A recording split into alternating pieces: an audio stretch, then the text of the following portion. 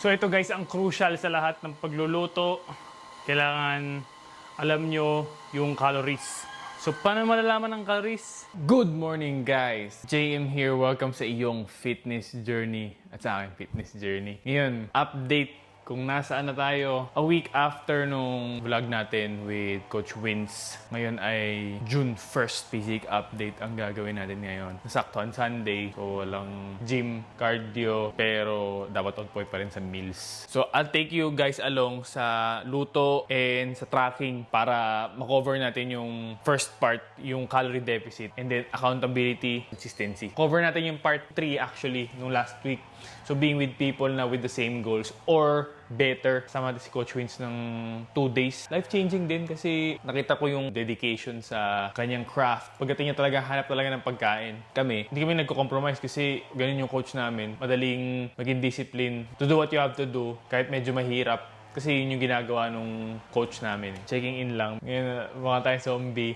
Sensya na guys. Usually, as much as possible, routinary yung ginagawa ko kasi may work eh. So, may day job tayo, tapos sa gym, tapos cardio. Yun lang naman iikot yung buhay natin. So, as much as possible, whenever I can, nag-stay lang ako dito. Malapit lang sa kitchen. So, yan, kitchen yan eh. Yung pag inopen yung pinto. Hindi na kasi ako nagbabalk ng prep ng meals. Yung mga tipong 5 days ganyan. Dati ginagawa ko yun kasi lumalayo ako dito sa kitchen. Hindi naman ako lumalayo kasi to be honest, ito yung opisina namin. So, yan lang. Dito lang ako sa vicinity. Nag-weigh-in tayo ngayon. Ang weight natin ngayon is 150.9. We started ng 180. 30 pounds dinrap natin, which is very good. The abs coming in. Physique update naman, so okay na lang magtingin kung ano ba talaga yung naging progress din. Mako-compare natin from the first physique update. Ngayon, I'll take you guys along sa cooking. Tapos kung paano tinatrack. Dadaling ko yung cellphone ko para alam nyo rin yung paano nyo gagawin. Sa inyo naman to OJM, sabi nila dun sa TDEE ko or sa calorie intake na maintenance ko, lumabas ay 2.2. So mag-shoot ako ng mga 1.8 or 2K. So ngayon, pag pinakita ko yung paano ko in-input, paano ko siya niluluto, hopefully malagay nyo rin sa sarili yung tracking. Sa mga hindi pa marunong mag-track, which is yun talaga yung mahalaga. Kasi go-cover natin yung calorie deficit, accountability, and consistency sa 3 na topics na discuss natin for achieving your fitness goals. Making the day simple lang talaga kasi medyo mahirap, maraming variable. To be honest, ito yung fastest na drop natin ng weight. In 3 months pa lang guys, nag-start tayo March 1, ngayon ay June 1. So in 3 months, we dropped 30 pounds. I think I'm shooting for a 12 pounds more realistically para sa ating July 13 na show day. So meron pa tayong less than 6 weeks out, parang ganyan. Di pag ni coach yung naging progress last week nung nakita niya ako. Personally. So, kita kami ng one-on-one with Daryl. So, physique update. Let's go. Morning, no pump. It's just the way it is. Let's go!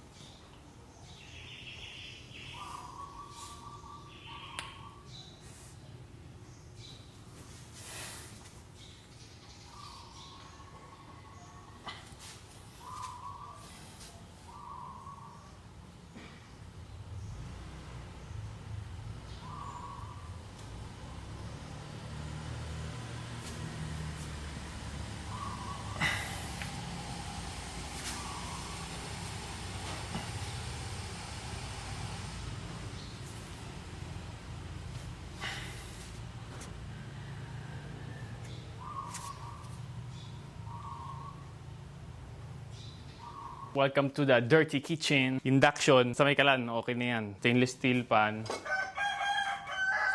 Spatula. Tayo sa refrigerator.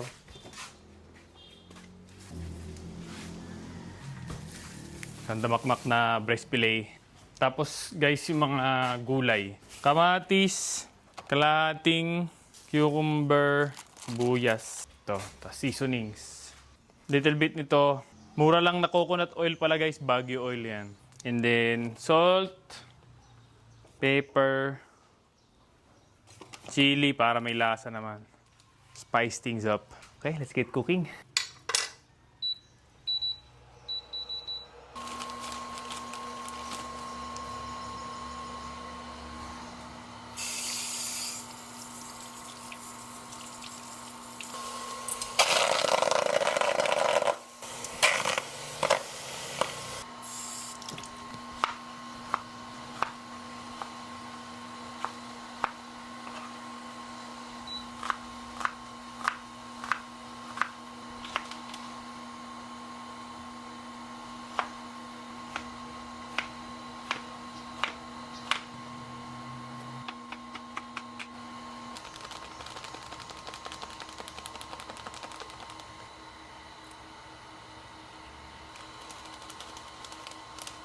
Ngayon guys, solved na ating fiber. Protein na lang and carbs.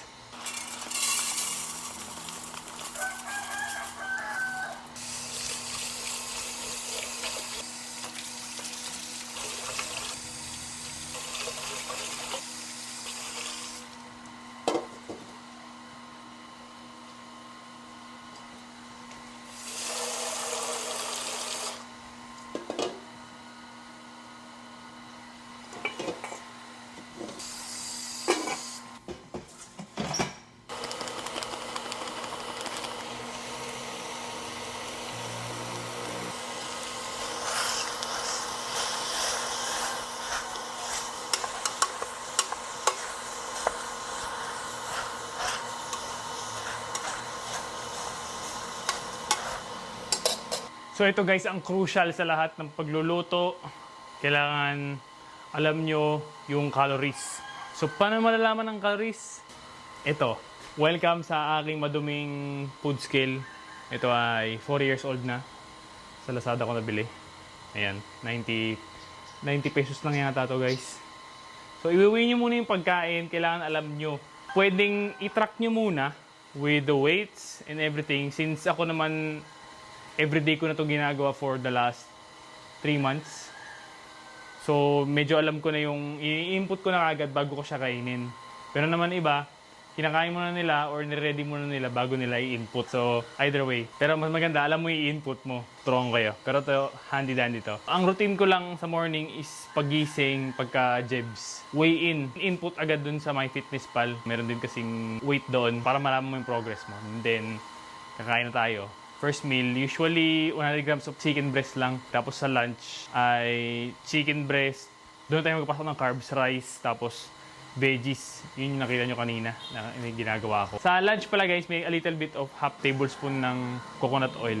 And then sa alas 3 ng hapon, protein shake 2 scoops. Tapos gym na yan. And then gabi, chicken breast pa rin. Pero may pasok na tayo ng fat source. So pwedeng ground beef, isda, bangus medyo high fat. Tapos yun, natulog na tayo. Ganun lang routine natin sa pagkain. So yun, pakita ko na lang kung paano ko i-input pag nakaready na yung pagkain. Welcome to the inputting part of the segment of the video. Yan, lalagyan nyo lang yung pinggan. So we're shooting for 300 grams kasi hindi na ako nakapag-almusal, medyo 10 o'clock na. Isasabay ko na lunch tsaka breakfast. Do medyo mahirap lulunin tong 300 grams ng manok. Sige na lang, late tayo nagising eh. Please maganda yung tulog natin, dire-diretso. 300 grams, shoot for 300 grams lang. Lalabas na yan, 300 grams. Madali lang yan guys. So 300 grams ng manok. Pag gusto niya ma-zero, pito niya yung tear. Press tear. Lagay.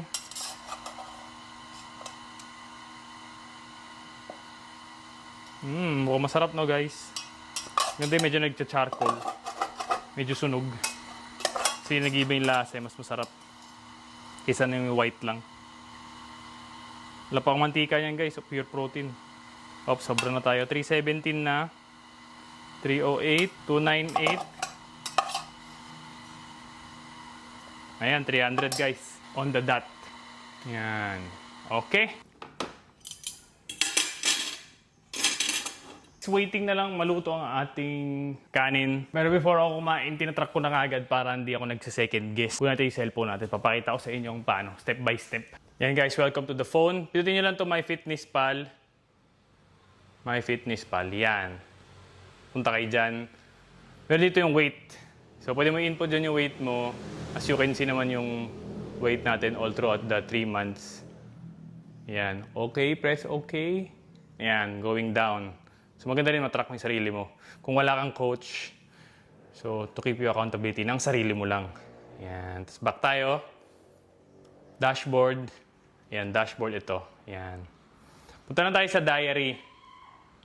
So naset na dito yung aking meals. Kasi pinasok ko na dito. Tapos pag in-open yung app nyo, wala pa kayong MyFitnessPal, tatanungin naman niya sa calories. So calories under, kunyari, binigyan kayo ng, yun nga, nakita nyo na sa Google, sinolve nyo yung maintenance calories nyo, babawasan nyo ng 200. So, kunyari lumabas yan, 1.5 pares tayo, kunyari, 1.5. So, ang gagawin nyo dyan, babawasan nyo lang, lahat ng kakainin nyo, babawasan nyo lang ng 200. So, ako, usually 2,200 na yung calories ko, maintenance calories ko per day. So, ito, mismong 1.5, calorie deficit na ako nito. Pag siniro ko yan, calorie deficit na agad yan kasi since 2 yung aking maintenance calories. Kahit ma-zero yan or kahit nga mag-negative na onte. So sa breakfast, wala na tayong kinain. Diretso na tayo sa lunch kasi 11:30 na yan. 11:30 na. Inimput natin yung chicken breast. So breast, cook. Wingin natin siya ng cook. Yan. Nagawin natin 300. 300. Yan. O, mano-mano guys ha, para as in, view nyo na, madali lang gawin. Pag chinek nyo yan, guys, balik kayo dun sa diary. Ayun, automatic nabawasan na yung 1,100 natin. Tapos, yung gulay, guys, free na yan, guys. Huwag nyo nang i-track. Fiber naman yan. Unless naglagay kayo ng olive oil, ng coconut oil, hindi ko natin track yung gulay pa. So, mga greens and tomatoes and onions, wala na. So, ang tatak natin is kanin. Usually, kanin natin ay 150 lang. White rice lang type, cook. Yan, cook white rice yan. Pindot lang, 150 na lang yan. Alam na nakaset na yun sa akin. Ayan. Tapos, usually alam ko na yung kakainin ko today since nakaplano naman lahat. Meal plan na tayo. Unlike sa iba, pag pumunta na restaurant, before nila kainin yung pagkain nila, in-inputan nila. So maganda rin yun. Pero tayo, strict kasi tayo. So, we have a date na kailangan at a certain date na yan, sa lowest body fat tayo. Dito pang lifestyle, medyo pang to prep. So sa mga lifestyle yun sa restaurant, input nyo na lang before nyo kainin. Lalo doon sa mga kina-coach ko. Oh, lumabas na ads. Oh, speaking of ads yan, libre lang to guys ha. No need ng premium. Sa snacking ko, ang dami lumalabas. Sa snacking ko, yan, Nitrotech lang na protein shake. Ito, ayan, 2 scoops nakalagay na. Ayan. Check nyo lang dito, nabawasan na yan. Tapos sa dinner, balik na sa dinner. Dinner ay breast, 180. Kasi memorize ko na guys 180. Tapos ground beef.